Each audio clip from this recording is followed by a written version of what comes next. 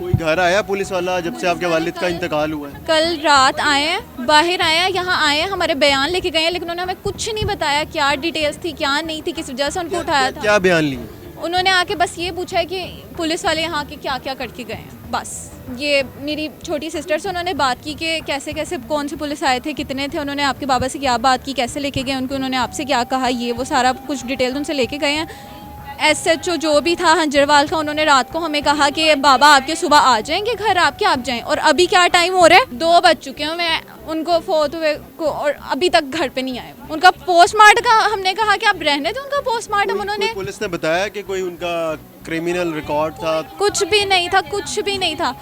मैंने उनसे कहा कि ठीक है आप लोगों को PTI से मसला है, हमें दिखा दें वो कहाँ गए थे, कोई सबूत ला दे हमारे पास कि कहाँ थे कहाँ नहीं थे वो, जहाँ से आप लोग उनको उठा रहे हैं, जिस जुर्म में उठा रहे हैं उनको, तो मुझे ला के दिखा दे, मैं यहीं पे चुप हो जाऊँ।